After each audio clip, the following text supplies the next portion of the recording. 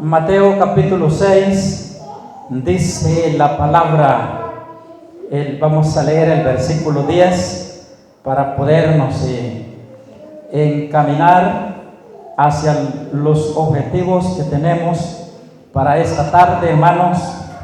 Amén. Dice la palabra, el versículo 10: venga tu reino, hágase tu voluntad como en el cielo, así también en la tierra. Eso es, hermanos. Eso es lo que el Señor enseñó a sus discípulos a que pronunciaran en la oración. Alguien le dijo: Señor, yo necesito que tú me enseñes a orar. A veces no le damos importancia a eso, ¿verdad? Eso de orar nos cuesta si solo se cierran los ojos y bla, bla, bla, bla, bla. Pero ¿será correcto como nosotros oramos, hermanos? Fíjense que los discípulos nos ponen a pensar, porque si ellos dijeron esa palabra es porque la oración es más que importante, y como es más que importante es necesario hacerlo bien, por lo que era necesario que el Señor les enseñara a orar. Y a nosotros se nos ha enseñado también a orar, ¿verdad? Ya se nos enseñó en muchas ocasiones, se nos ha explicado cómo debemos orar. Pero al leer este versículo nos trasladamos al tema que tenemos por escrito, que trata sobre el reino de Dios. Y yo tengo, hermanos, que el reino de Dios es una incógnita para muchos lectores y estudiantes de la Biblia, por lo que me parece necesario pronunciar el presente contenido. Fíjese que varios escritores sagrados nos hablan de esto en distintas partes de las Escrituras y nos lo presentan de diferentes maneras. Sí, al hablar del reino de Dios, unos lo dicen de una forma y otros lo presentan de otra manera. Unos lo ilustran y otros simplemente lo pronuncian. Pero nosotros vamos más allá de esa pronunciación y extraemos el contenido, el verdadero significado de lo que es el reino de Dios.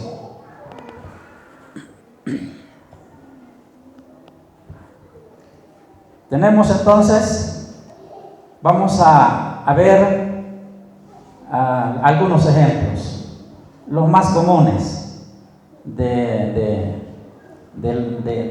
esta frase, el reino de Dios, cómo lo presentan, cómo lo pronuncian ellos. A veces son difíciles de entender esa forma en que alguien lo presenta. Nos resulta difícil, incógnito, pero con un poco de entusiasmo nos adentramos y podemos descubrir cosas bonitas que hay en esa palabra, el reino de Dios. Como número uno, a Daniel se le dio la interpretación del sueño de Nabucodonosor, donde al final se explica que una piedra destruye a esa imagen. Estamos hablando de la imagen de Nabucodonosor. En esta parte se explica que una piedra destruye a esa imagen que él vio en el sueño y se convierte en una gran montaña. Dice que llena toda la tierra. Ese es el reino de Dios, hermanos. Esa piedra que cae es el reino de Dios. Si retrocedemos un poquito a pensar en esa historia, podemos considerar, hermanos, a un rey que estaba desesperado por algo que había encontrado en uno de sus sueños, algo que se le había quedado así como nevado. Podía recordar lo asombroso, lo trágico, lo suspenso que había en ese sueño, pero se le había olvidado el detalle de las cosas como eran. Y luego tenemos que Daniel da una interpretación a ese sueño, y luego le describe ahí una imagen que él vio. Decía, esa imagen es extraña porque tiene una cabeza de oro. Y luego la otra parte que sigue es de plata, el pecho es de plata. Luego lo que sigue hacia abajo, las piernas, es de hierro. Y luego los pies del tobillo hacia abajo es de hierro mezclado con barro cocido. Nabucodonosor vio esos detalles, hermanos, en su sueño. Y lo sorprendía el poder descubrir el significado de eso, ya que los hebreos, estos señores babilonios eran supersticiosos, y ellos a los sueños le daban tanta relevancia que creían que había algo sobrenatural en ellos. Y en esta ocasión, en algunas ocasiones, sucedía que así era, como sucede ahora. Usted sueña un sueño y hasta se le olvida y no le da importancia. Yo sueño un sueño y a veces ni lo cuento porque ni se interesan. Cuando se los cuento, ya están platicando, viendo el celular, viendo la televisión. ¿Para qué lo voy a contar de él? Amén. Pero Nabucodonosor estaba entusiasmado y quería saber el significado de ese sueño. Y luego cuando Daniel le empieza a explicar, esa cabeza de oro eres tú. El Señor me está dando la interpretación, que esa cabeza de oro es un reino universal, es un reino mundial, es un imperio mundial. Debemos saber que Babilonia era el imperio mundial, como ahora tenemos a Estados Unidos, que es el imperio mundial, es el que cuando Estados Unidos habla, las naciones se calman, se aquietan y le tienen pánico. Así era Babilonia. Cuando Babilonia hablaba, las ciudades vecinas se quedaban quietas. Y Nabucodonosor era el rey de Babilonia, era el presidente de Babilonia, podemos decir el líder mundial en ese tiempo. Pero ahora estaba preocupado por ese sueño que había tenido. Y Daniel le dice, en este sueño hay algo importante, hay un mensaje bonito que Dios te ha enviado, y solamente que tú puedas acatar las recomendaciones divinas para que Dios pueda respaldarte, ayudarte a salir adelante, porque si tú eres la cabeza de oro, indica que sobre ti está el poder. Qué bueno, ¿verdad? Indica que tú eres el hombre más grande, el superhombre del universo. Indica que en ti tienen puesta la mirada todas las naciones de la tierra. Indica que si tú te mueves, se mueve todo el universo. Y él estaba contento por eso. Pero le dice, esto sigue un proceso.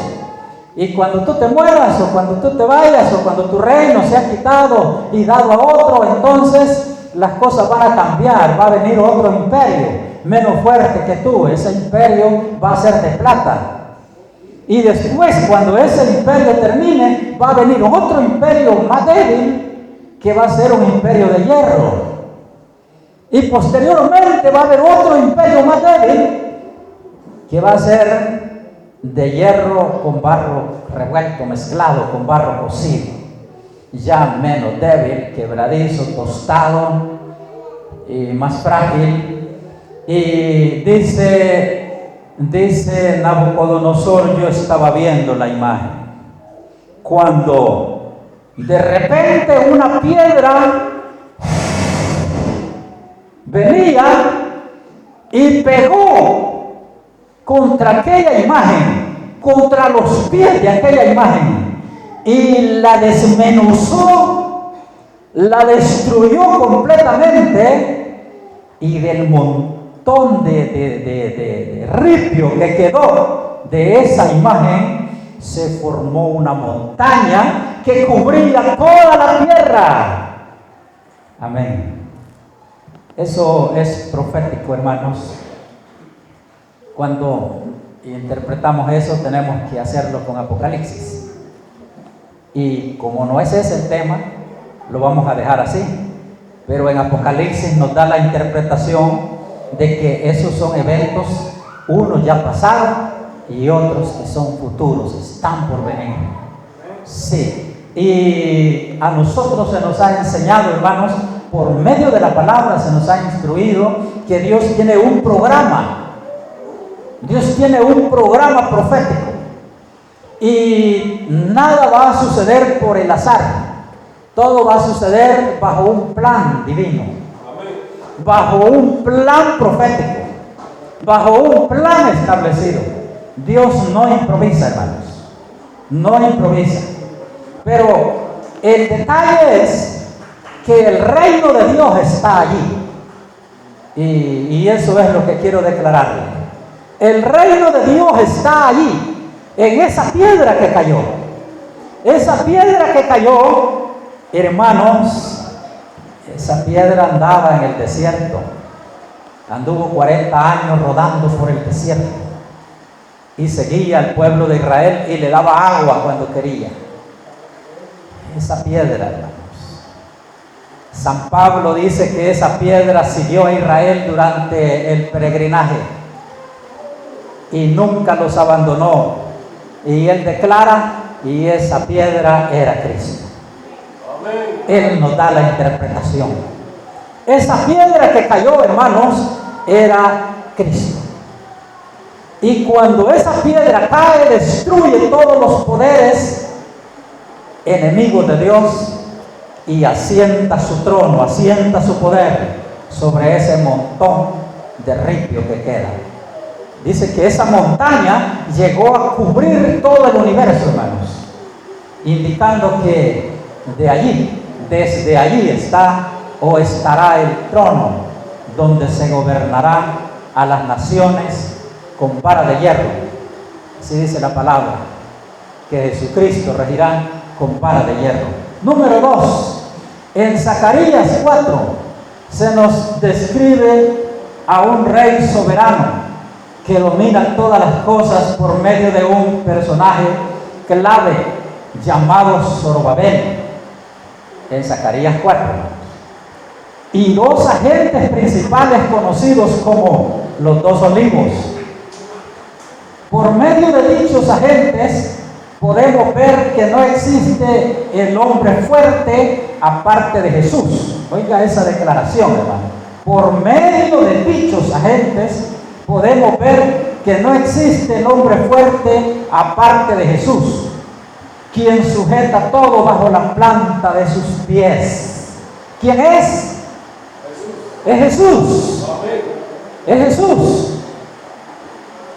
Erróneamente he oído muchas veces a personas que oran por un endemoniado, a personas que oran por un enfermo y dicen, atamos al hombre fuerte. No, no lo ate. Ese hombre fuerte, súper fuerte, se llama Jesús. No lo confunda. Miren qué gran error cometen muchos hermanos. Miren qué gran error. Decimos, atamos al hombre fuerte. No. Al decir atamos al hombre fuerte, como que estamos diciendo que ese hombre fuerte es Satanás. No lo confundamos, Satanás no es hombre. Satanás no es hombre, hermanos. Jesús nació de una mujer. Por eso se llama Dios hombre. Los hebreos le llamaban el hijo del hombre, el hijo de David. Y San Pablo le llama a Jesucristo hombre. Y San Pedro le llama a Jesucristo hombre. En la palabra encontramos al hombre fuerte. Se llama Jesús. Se llama Jesús. Y ese hombre fuerte nadie lo puede atar. Ni siquiera la muerte, ni siquiera la tumba, ni siquiera las cadenas que pusieron, ni siquiera aquel eslabón, aquella tranca que pusieron en la entrada del nicho de la cueva donde estaba el cuerpo de Jesús. Al tercer día esa piedra salió rodando, porque Jesús es poder. Sí, y nadie puede atarlo. Y cuando sale dice, aquí tengo las llaves de la muerte, las llaves del Hades, las llaves del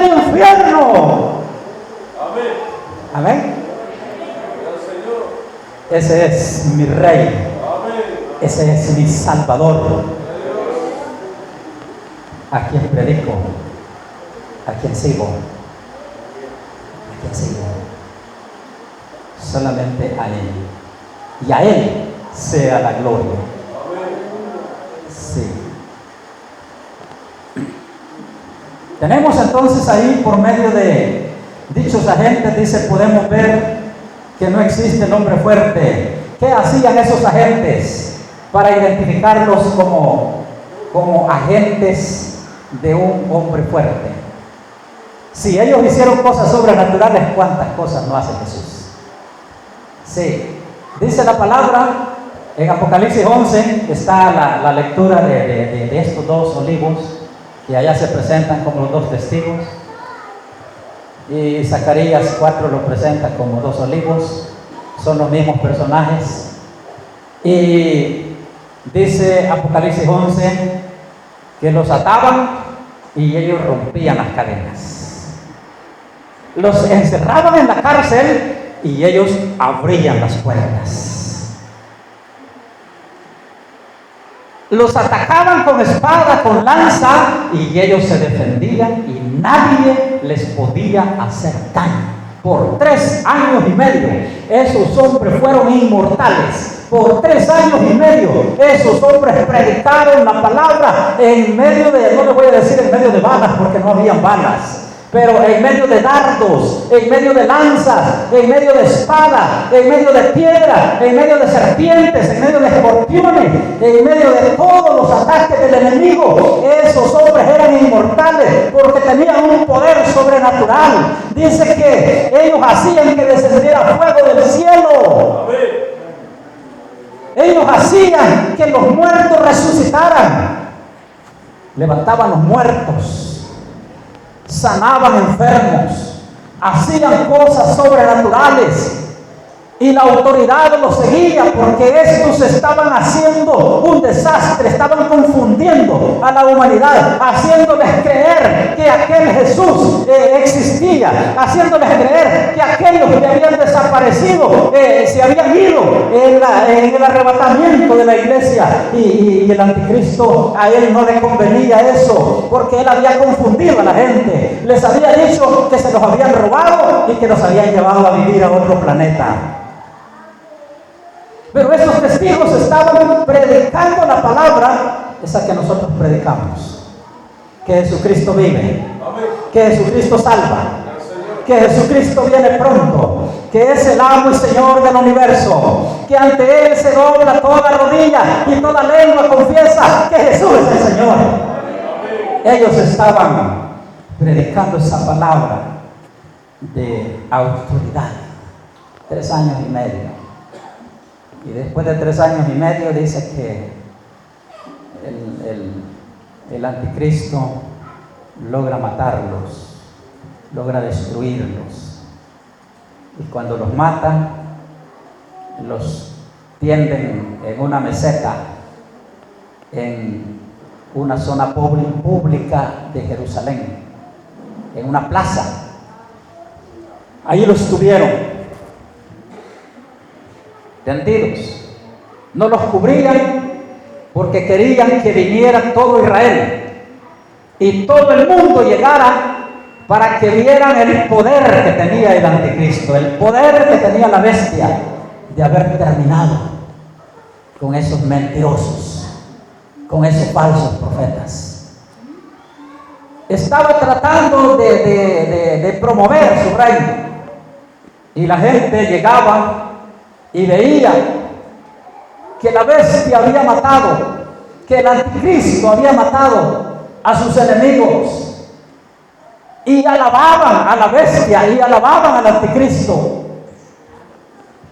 Y dice que se repartían regalos, se intercambiaban regalos de felices que estaban, porque aquellos estaban muertos 3 días, 72 horas. Después de 3 días, el Espíritu Santo introduce vida en estos cuerpos. Se empiezan a mover, se levantan y se paran y se pasean Yo no sé qué más cosas hicieron en ese momento, pero supongo que dieron una danzadita de esas pentecostales que da la iglesia Emmanuel. ¿Qué pasó? ¿Qué pasó? Sí, porque eran hombres llenos del Espíritu Santo. Se levantaron de ese sueño que tenían. Y en ese momento oyeron una voz. Y esa voz la oyeron también sus enemigos, dice la palabra. Dijeron: suban acá. Y ellos empezaron a levantarse así, flotando en el aire. Los cuerpos de ellos se levantaron y todo el mundo vio que los dos testigos se iban. Esa es una declaración para que el mundo se diera cuenta que el mensaje que ellos habían predicado era un mensaje real. Es que nuestro Dios es vivo, hermanos. Nuestro Dios es vivo, nuestro Dios es fuerte. Hace tantas cosas grandes que nosotros no alcanzamos. Mire, usted puede hablar tantas cosas bonitas de Él. Él es grande, Él es todopoderoso, Él es fuerte, Él es omnisciente, Él es omnipotente. Decimos tantas cosas de Él, pero no sucede nada. ¿Sí? Estamos preocupados por el día de mañana, a ver cómo salgo, a ver cómo me va, a ver cómo salgo con este problema. ¿Sí? ¿Y qué sucede con el hombre fuerte? ¿A dónde está? ¿A dónde está ese hombre fuerte, hermanos? Si es nuestro compañero, si es nuestro amigo fiel, Él no nos deja. En ningún momento aquellos que iban por la calle de Emaús, ¿se acuerdan? Que iban tristes, deprimidos, después de haberle dado tierra a Jesús, después de haberlo sepultado. Uno le decía al otro: bueno, yo tenía el consuelo de que cuando Él llegara al trono, al menos me iba a dar una plaza siquiera de gerente de algún banco, o tal vez de ministro de salud o de seguridad, o aunque sea alguna placita donde la pasara suave en la Asamblea Legislativa. Amén. Esa era mi esperanza, pero resulta que lo mataron y ahora está muerto. ¿Y qué esperanzas hay con un muerto, hermanos? ¿Qué esperanzas hay? Amén. ¿Cómo cree usted que se sintió el ejército filisteo cuando vieron que cayó Goliat?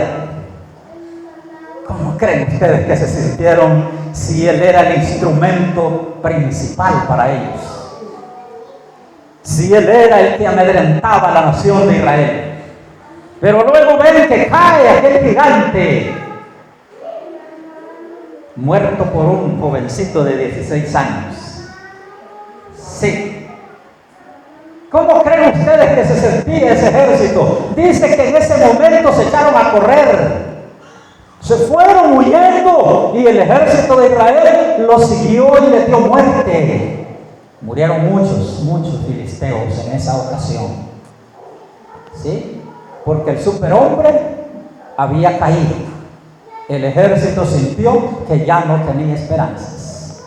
Así sucedió con los discípulos. Vamos a pescar, dijo uno. Vamos pues, dijo el otro.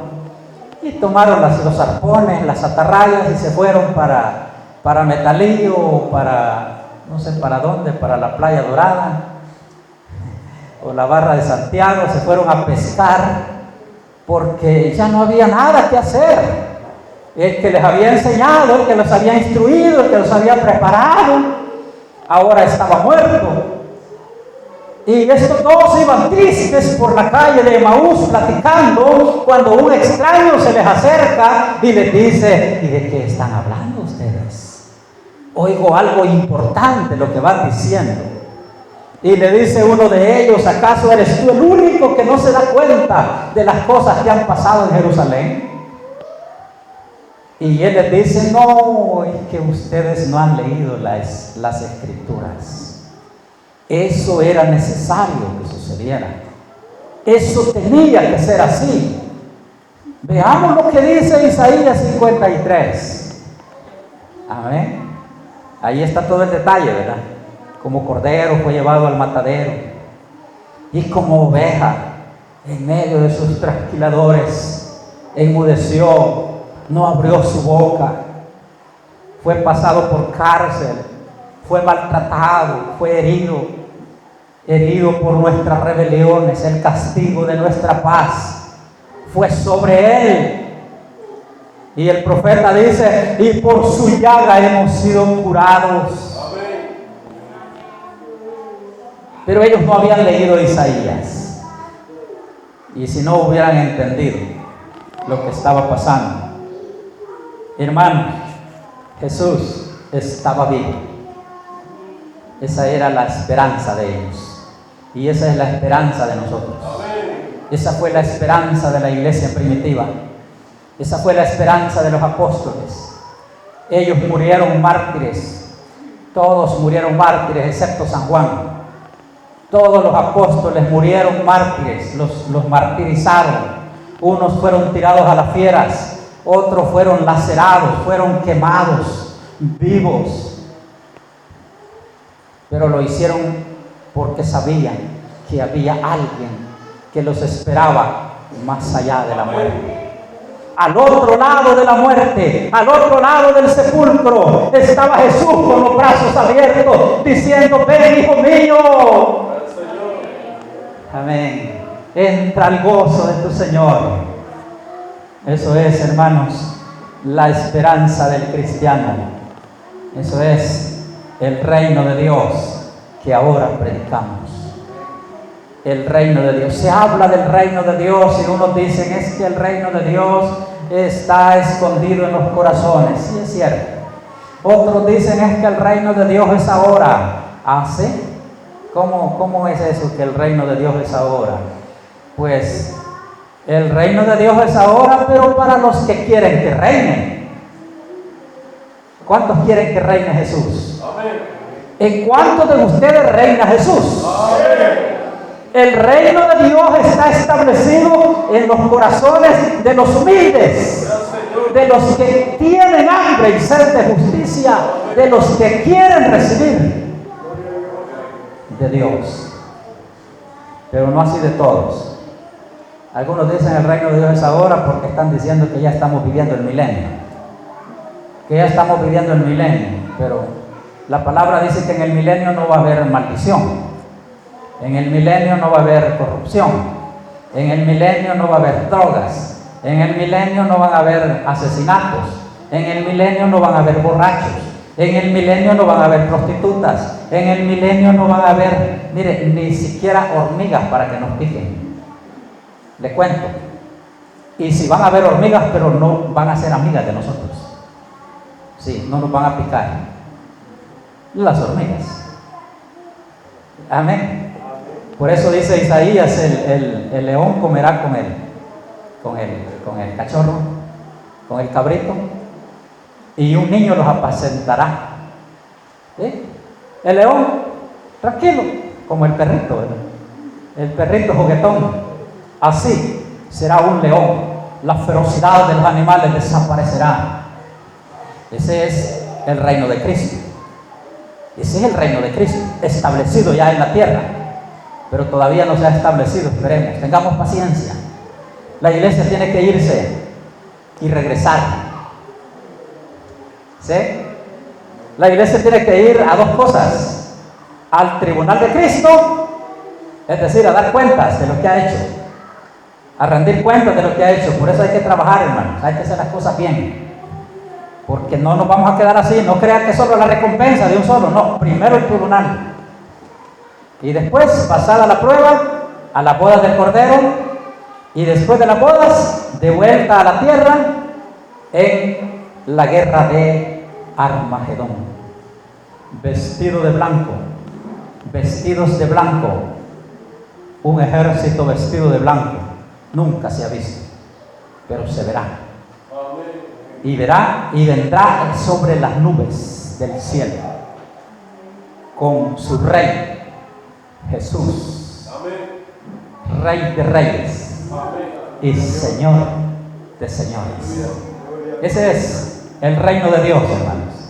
Dice que Zacarías 4 nos da esa luz respecto al reino de Dios. Número 3. A Juan se le mostró en Apocalipsis 19, 1 al 6, la victoria de Cristo sobre el mal y el establecimiento de su reino universal. En el versículo 11, capítulo 19, versículo 1 al 6 y el versículo 11, nos menciona esa parte. Dice que se le mostró la victoria de Cristo sobre el mal. Ahí, hermanos, cuando ustedes leen Apocalipsis 19, dice que Jesucristo es Rey de reyes. Y que Él va a poner orden y va a regir con vara de hierro. Y todos serán sometidos. El que no se someta por las buenas tendrá que probar el látigo divino. Y tendrá que ser sometido. Por eso dice la palabra que regirá con vara de hierro. Y ese es el reino de Cristo. El reino de Cristo, hermanos, para los obedientes será un reino de paz, será un reino de prosperidad, será un reino maravilloso. Hablamos del reino de Dios como uno de los mejores periodos de reino en la tierra. Cuando vemos, hermanos, la historia de todos los reyes, nos damos cuenta y al final llegamos a la conclusión de que no hay rey justo en esta tierra. Pero hay una profecía donde dice que de David surgirá un reino eterno. Y a David se le hizo esa promesa: y tu reino no tendrá fin. Pero David murió, hermanos. Y después de David sucedieron cosas feas en el imperio, en Israel. Sucedieron cosas feas, se dio la división de los reinos, se partió el reino, le quedaron 2 tribus al reino davídico. El reino davídico solo tenía 2 tribus a su favor, que era Judá y Benjamín, y las otras 10 tribus se fueron con el norte, el reino del norte. Y David siguió reinando con esas 2 tribus, y con esas 2 tribus David salió adelante.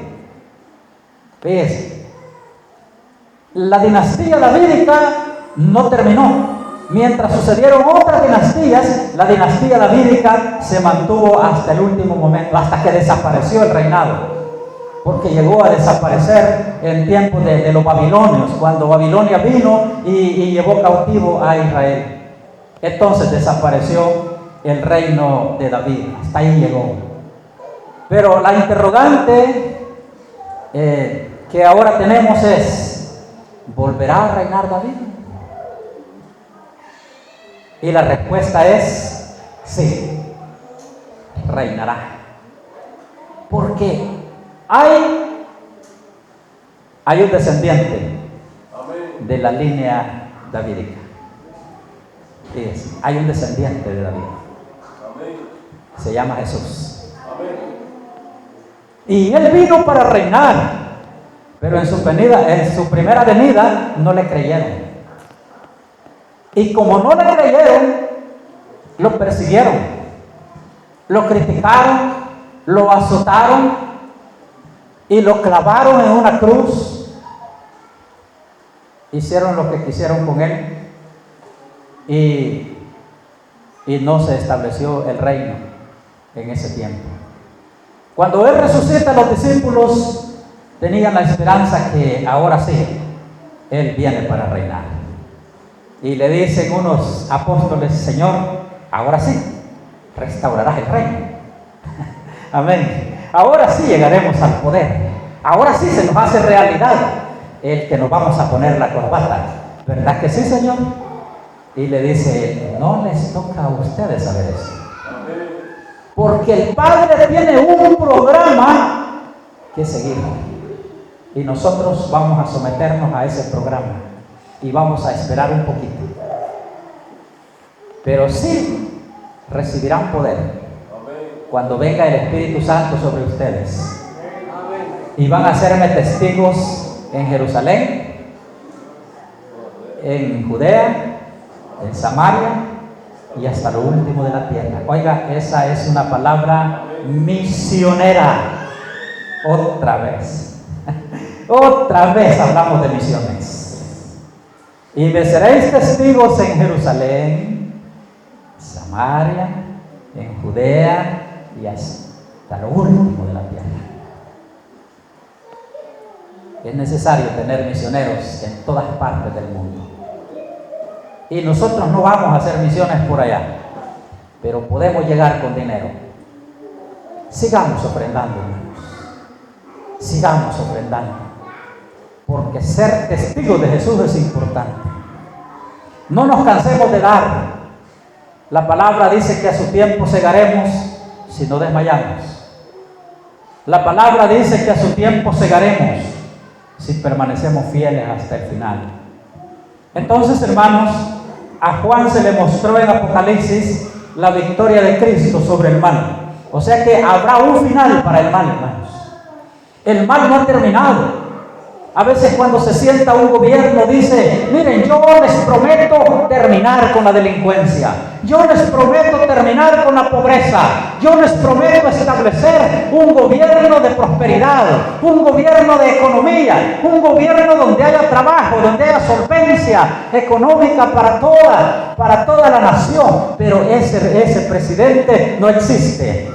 Ese presidente no está. Muchos a veces nos molestamos o se molestan varios porque dicen: este presidente nos engañó, no nos cumplió con lo que nos dijo. No, es que ellos no cumplen.